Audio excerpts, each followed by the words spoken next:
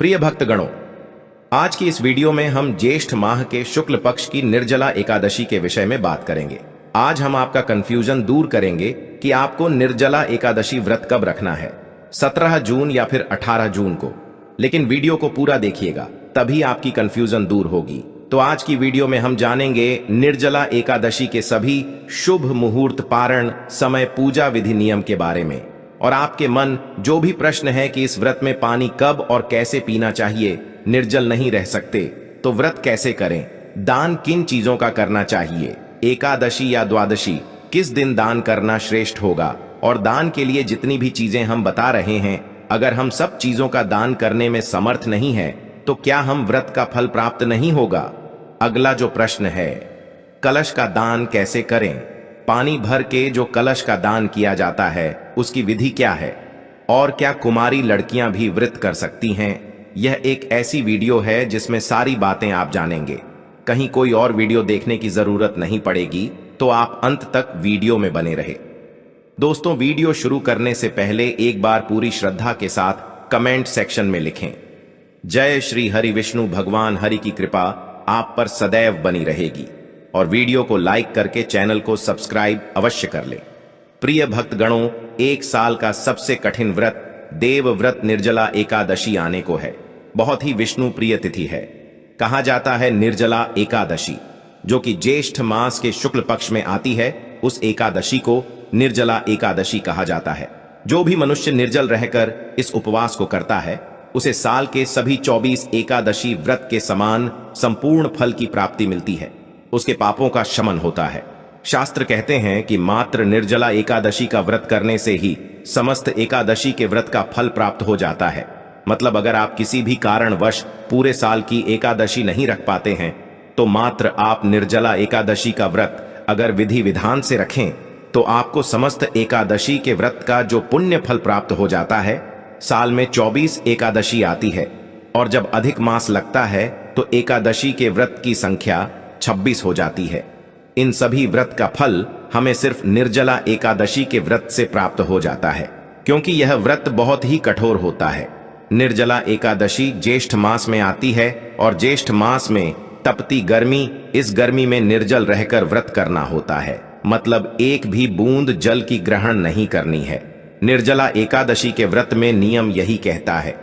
लेकिन इस व्रत में अगर निर्जल रहकर हम पूरे विधि विधान के साथ भगवान श्री हरि विष्णु की पूजा आराधना करते हैं, दान दक्षिणा देते हैं, ब्राह्मण को, जरूरतमंदों को दान देते हैं, जल का, अन्न का दान करते हैं, तो हमें समस्त एकादशियों के फल भी प्राप्त होते हैं। तो बहुत श्रेष्ठ माना गया है। इस व्रत को देव व्रत भी कहा जाता है, क्योंकि सभी देवता हो, दानव हो, नाग हो, गंधर्व हो, किन्नर हो, नवग्रह हो, सभी अपनी रक्षा और विष्णु भगवान की कृपा पाने के लिए इस एकादशी का व्रत करते हैं। आर्ष वेद व्यास जी के अनुसार इस एकादशी को प्रथम पांडव पुत्र भीम ने की था, और इसी वजह से इसे भीम सैनी एकादशी भी कहते हैं। और महर्षि वेद व्यास जी ने ही पांडवों को निर्जला एकादशी व्रत का संकल्प करवाया था।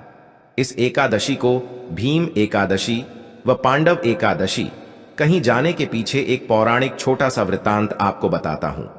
जब व्यास जी ने भीमसेन से कहा कि यदि आप नरक को दूषित समझते हैं और स्वर्ग लोक की प्राप्ति को आप जरूरी समझते हैं, तो दोनों पक्षों की एकादश के दिन भोजन नहीं करना चाहिए। तभी भीमसेन बोले कि मैं एक बार भी भोजन किए बिना मैं नहीं रह सकता, फिर उपवास कैसे करूं? मैं पूरे वर्ष भर में केवल एक ही उपवास कर सकता हूं, जिससे स्वर्ग की प्राप्ति हो तथा जिसको करने से मैं कल्याण का भागी बन सकूं। ऐसा कोई एक व्रत निश्चय करके बताइए, मैं उसका यथोचित रूप से पालन करूंगा।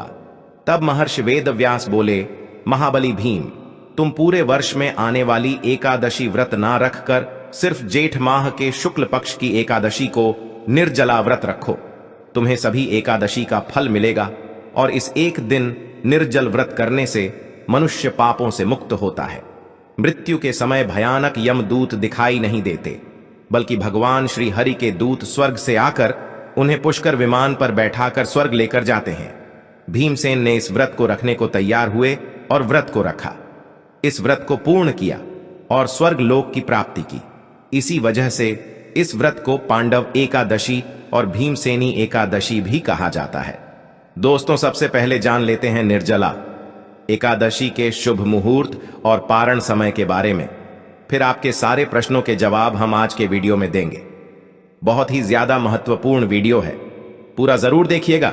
इस बार निर्जला एकादशी की तिथि प्रारंभ होगी 17 जून सोमवार को सुबह 4:44 से। इसके साथ ही तिथि समाप्त होगी 18 जून मंगलवार की सुबह 6:25 पर। और एकादशी व्रत के नियमों के अनुसार इस बार 18 जून मंगलवार को निर्जला एकादशी का व्रत रखा जाएगा। इस दिन सर्वार्थ सिद्धि योग का निर्माण भी हो रहा है।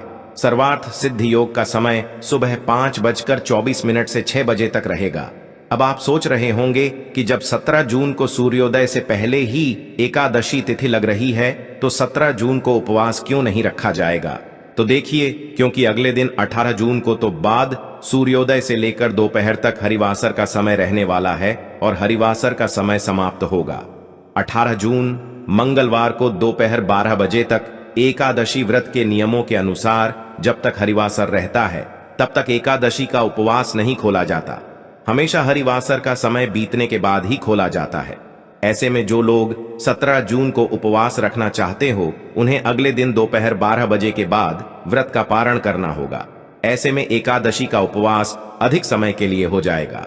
इसलिए आप सभी को 18 जून को ही उपवास रखना चाहिए। जो लोग इस नियम का पालन नहीं करते और 17 जून को ही उपवास रखना चाहती हो तो उन्हें यदि उपवास खोलना भी हो तो 18 जून मंगलवार को दोपहर 1 बजे से 3 बजे के बीच में अपना उपवास खोलना होगा। हालांकि शास्त्र सम्मत तथ्य यही है कि जब भी एकादशी तिथि इस तरह से 2 दिन पड़ती है तब सभी को, चाहे वह गृहस्थ जन हो या वैष्णव जन हो, उन्हें दूजी एकादशी का ही उपवास रखना चाहिए। 18 जून मंगलवार को सूर्योदय होगा। सुबह 5:45 पर सूर्यास्त होगा। शाम 7:10 पर। इस दिन ब्रह्म मुहूर्त सुबह 4:09 से 4:47 तक रहेगा। शिव योग सारा दिन रहेगा जो कि रात 9:38 पर समाप्त हो जाएगा। बाद में सिद्ध योग प्रारंभ हो जाएगा। अभिजीत मुहूर्त दोपहर 12:01 से 12:54 तक रहेगा और राहु काल दोपहर 3 बजे से 4:30 बजे तक रहेगा। 19 जून बुधवार को सूर्योदय होगा। सुबह 5:45 पर सूर्यास्त होगा। शाम 7:10 पर ब्रह्म मुहूर्त सुबह 4:09 से 4:47 तक रहेगा। सिद्ध योग सारा दिन रहेगा जो कि रात 9:11 पर समाप्त होगा और इसके बाद साध्य योग प्रारंभ हो जाएगा। यह सभी लोग बहुत ही शुभ है। इन शुभ योगों में रखी गई पूजा रखा गया उपवास फलित होता है। विशाखा नक्षत्र शाम 5:23 तक रहेगा। बाद में अनुराधा नक्षत्र प्रारंभ हो जाएगा और इस दिन राहु काल दोपहर 12 बजे से 1:30 तक रहेगा। द्वादशी तिथि प्रारंभ होगी 18 जून मंगलवार की सुबह 6:26 से और समाप्त होगी 19 जून बुधवार की सुबह 7:28 पर। क्योंकि बुधवार को सुबह जल्दी ही द्वादशी तिथि समाप्त हो जाएगी, इसलिए तिथि समाप्त होने से पहले पहले आपको उपवास खोल लेना होगा। अब जाने का पार मुहूर्त के बारे में। 19 जून बुधवार को एकादशी व्रत का पारणा किया जाएगा। सुबह 5:28 से सुबह 7:28 तक निर्जला एकादशी व्रत का पारण, जो तिले पारण यानी कि तिल से व्रत का पारण है, यह संभव ना हो तो आप जल से, तुलसी दल से या फल से व्रत का पारण करें। दोस्तों, बात करते हैं पहले प्रश्न के बारे में, कुंवारी लड़कियां क्या व्रत कर सकती हैं। तो देखिए, सनातन धर्म में हमारे शास्त्र कहते हैं कि अगर आपकी उम्र 8 वर्ष से अधिक है तो आप सभी व्रत कर सकते हैं और एकादशी के व्रत का भी आप पालन कर सकते हैं। एकादशी का व्रत श्रेष्ठ माना गया है।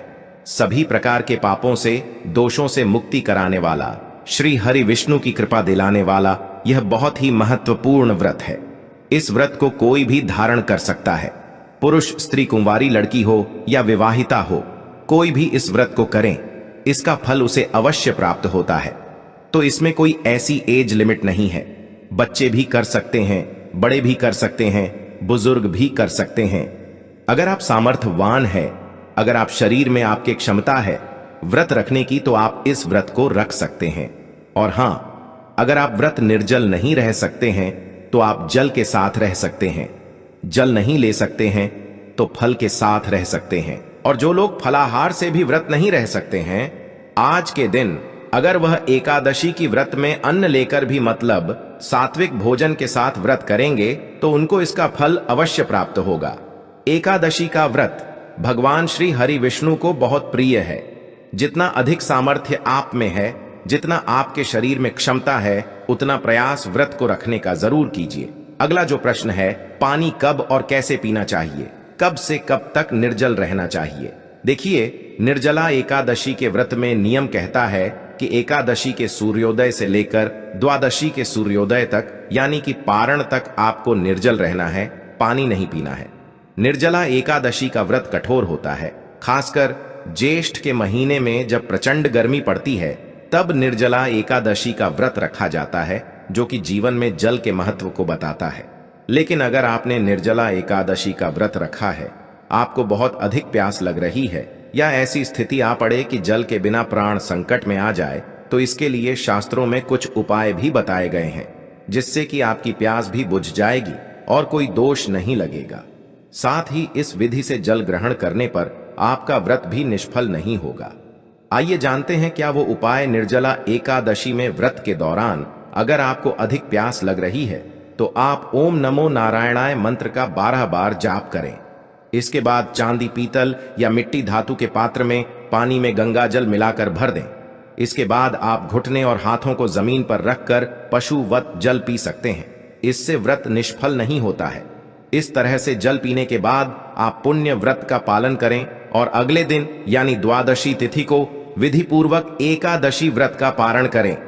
निर्जला एकादशी में व्रत के दौरान अगर आपका गला सूख रहा है तो आप आमचन कर सकते हैं। इसके अलावा आप कुल्ला करके पानी को बाहर निकाल सकते हैं। इससे पानी गले से नीचे नहीं जाएगा और आपका व्रत भी नहीं टूटेगा।